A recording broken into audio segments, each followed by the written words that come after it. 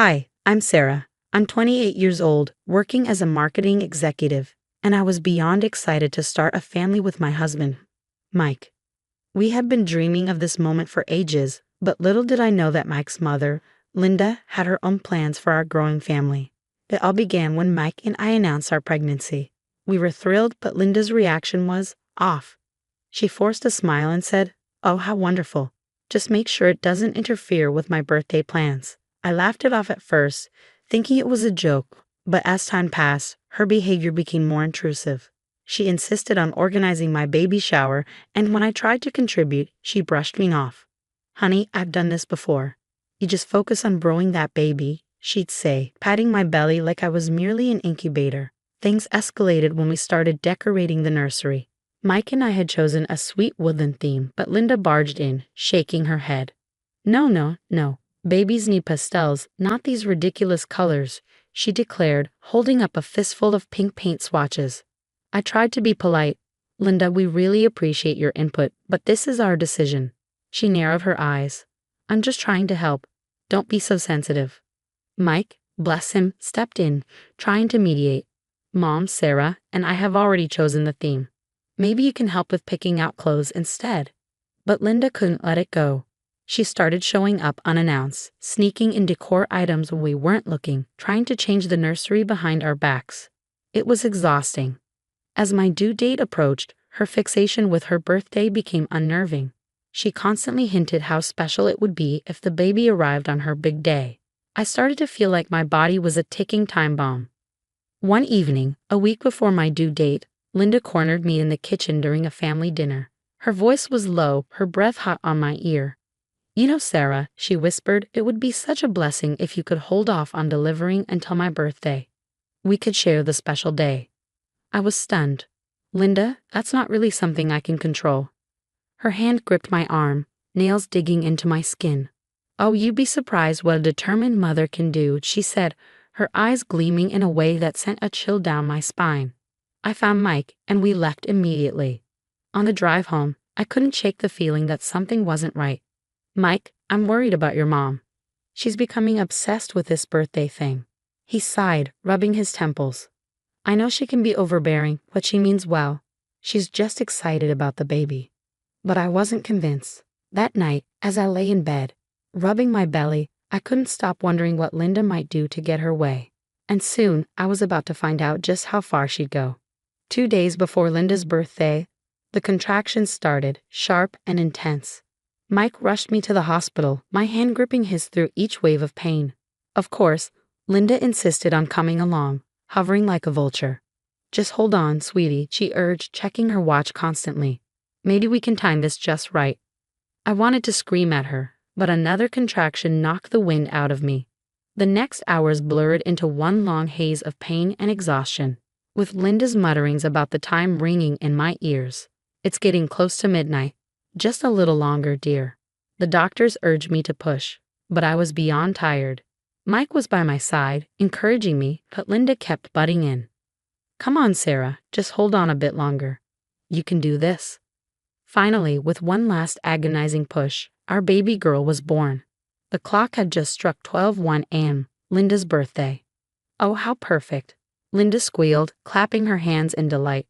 "We're birthday twins." I barely registered her words as they laid my daughter on my chest. She was beautiful, perfect, and the overwhelming love I felt brought tears to my eyes. But Linda's excitement quickly soured. As the nurses fussed over the baby and Mike beamed with joy, I saw Linda's expression shift. Her smile froze, then twisted into a scowl. "Well, I suppose that's nice," she muttered, but no one paid attention to her anymore. Hours passed in a daze. Exhausted, I drifted off while the nurses took my baby for some routine tests. I'm not sure how long I slept, but something stirred me awake. My eyes fluttered open, and what I saw sent a shock of terror through me. Linda was standing over my baby's crib, a pillow clutched in her hands. She glanced around and slowly lowered the pillow toward my daughter's face. "No," I screamed, my voice raw and hoarse. "What are you doing?" Linda jerked back, hiding the pillow behind her. "Oh, Sarah, you startled me," she said, feigning innocence. "I was just checking on the baby." But I had seen it. I knew exactly what Linda had tried to do. Panicking, I jabbed at the call button, shouting for help. Nurses rushed in, followed closely by Mike. I was a mess, trying to explain what I'd just witnessed through gasping sobs. She tried to smother her. She had a pillow, I cried, pointing at Linda. Linda's face remained calm, her expression a mask of pure innocence. I don't know what she's talking about, she said smoothly. I think the poor dear is just overwrought from the delivery. Mike looked bewildered, his eyes darting between us. Sarah, honey, are you sure? Maybe it was just a nightmare? His voice was gentle but filled with uncertainty. I couldn't believe what I was hearing. Mike, I know what I saw. Your mother tried to kill our baby. The room exploded into chaos. Security was called, questions were being thrown at me, and through it all, Linda kept up her innocent act. This is ridiculous, she huffed, crossing her arms. I would never harm my own grandchild. Sarah's just not in her right mind. I saw the doubt in Mike's eyes, and it felt like a knife twisting in my chest. How could he not believe me? How could he think I'd make this up? As they wheeled our baby away for safety, I knew one thing. I would never let Linda near my child again, no matter what it took. Despite the confusion, I refused to back down. Please check the cameras, I begged the hospital security. You'll see, I know what I saw. After what felt like hours, the security officer returned, his face grim. Ma'am, he said, we've reviewed the footage. You were right. We've contacted the local police. Mike looked devastated as he watched the footage. His hands trembled, his voice barely a whisper. I can't believe it. My own mother. Linda was immediately banned from the hospital, but that didn't stop her from trying to manipulate the situation. She started calling Mike constantly, spinning tales about how it had all been a misunderstanding. I was just fluffing the pillow, sweetie, her voicemails cooed. Sarah's suffering from postpartum depression. She needs help. Meanwhile, I was struggling with my recovery. Every time I closed my eyes, I saw Linda standing over my baby with that pillow. The stress was crushing me. I couldn't bear to let my daughter out of my sight. Mike's father, George, tried to smooth things over. He showed up at the hospital with a nervous smile. Now, let's not blow this out of proportion. Linda's always been a bit enthusiastic. I'm sure she didn't mean any harm. I was floored. She tried to smother my baby, George. How is that not harmful? The tension between us and Mike's family was unbearable. I felt like I was losing my grip on reality. That's when I called my best friend, Emma, who's a lawyer. I needed advice. Sarah, this is serious, Emma said after I told her everything. You need to protect yourself and the baby. I think we should look into getting a restraining order. Days passed and more disturbing details came to light. The police investigation revealed Linda's long history of controlling behavior. They interviewed some of Mike's ex-girlfriends, who all shared stories of her manipulation and jealousy. Then one afternoon, Mike made a chilling discovery while packing things up at their old house. Linda's diary. He brought it to me, his hands shaking. Sarah, he said, his voice low, you need to see this. I opened the diary, my heart racing, and as I read through the pages, my blood ran cold. Linda had written obsessively about her birthday, how it was her special day, and how she wouldn't let anyone, not even her own grandchild, overshadow it. Mike was silent for a long time after reading it. Finally, he stood up. I need to talk to her. This ends now. I wanted to stop him, terrified of what Linda might do next, but I knew he needed this confrontation. Hours later, Mike returned home, looking drained but resolute. What happened? I asked, dreading the answer. Mike sighed, rubbing his face. It was intense. At first, she denied everything, but eventually she broke down. Dad was there too. He finally saw her for who she really is. And? I held my breath. And, it's over, Mike said firmly. I told her she's not welcome in our lives anymore unless she gets serious help. Even then, I don't know if I'll ever be able to trust her again. A weight lifted off my shoulders. It wasn't the end, not by a long shot, but it was a start. As I held our daughter close, I knew we had a long road ahead of us. But for the first time since that horrible night, I felt a glimmer of hope. After everything, Mike and I knew we had to take action. We couldn't let Linda get away with what she had done. With heavy hearts, we made the decision to press charges. We're doing the right thing, Mike reassured me, squeezing my hand as we met with the prosecutor. But Linda wasn't giving up without a fight. She sent tearful voicemails, pleading letters, and even tried to corner Mike at work. But we stood firm. "I'm sorry, Mom, but you've gone too far this time," Mike told her, his voice steady despite the pain in his eyes.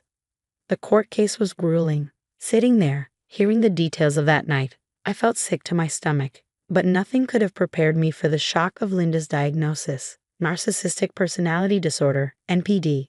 The defendant exhibits classic signs of NPD, the psychiatrist testified. Her obsession with her birthday and her willingness to harm others for attention are textbook examples. Then came a surprise witness, Mike's ex-girlfriend, Rachel. "Linda always had to be the center of attention," Rachel said, her voice trembling. "She sabotaged our dates, spread rumors about me. Once, she even faked a health scare to stop Mike from proposing." Mike's face went pale as the realization dawned. This wasn't new behavior. Linda had been manipulating people for years. When the verdict was read, I felt a mixture of relief and sadness. Linda was found guilty of attempted infanticide. The judge sentenced her to both psychiatric treatment and prison time. "The court cannot ignore the severity of this crime," the judge declared. "Mrs. Thompson, your actions could have resulted in the death of an innocent child." As Linda was led away, George stood up in the gallery. His face was set with determination. "Linda," he called out, "I want a divorce." The courtroom fell silent. Linda's face crumpled, but for once, no one rushed to comfort her. In the weeks that followed, Mike threw himself into healing our family. He cut all ties with Linda, changed our phone numbers, and even suggested we move. "I think we need a fresh start," he said one night somewhere far from here. I agreed. We packed up our lives and moved to a new city, ready to begin again. A year passed in a blur of healing and new experiences. I returned to work and found my stride at a new marketing firm. While Mike's relationship with his father grew stronger, now free from Linda's influence. On our daughter's first birthday, we held a small party surrounded by the people who truly cared about us: George, Emma, and a few close friends. To new beginnings, Mike toasted, raising his glass as we sang happy birthday to our daughter. I looked around at the smiling faces and felt overwhelmed with gratitude. We had been through hell, but we'd come out stronger. Later that night, after the guests had left and our daughter was asleep, Mike showed me a news article on his phone. "Linda lost her job," he said quietly. "Her reputation in town is ruined. She's isolated in prison, and no one visits her." I felt a pang of something, not quite pity, but a hollow sadness for what could have been. "Do you ever regret how things turned out?" I asked him. Mike was quiet for a moment, then shook his head. "No, she made her choices. We made ours. And look at what we have now." He gestured around our home, at the birthday decorations, the laughter that had filled the air just hours before, and the photo of our smiling daughter on the mantel. "This is what matters," he said firmly. "This is our family." I nodded and leaned into his embrace, feeling the weight of the past lift just a little. We had weathered the storm, faced the darkness, and come out stronger on the other side. As I drifted off to sleep that night, I felt truly safe for the first time in years. We were home, we were healing, and we were free.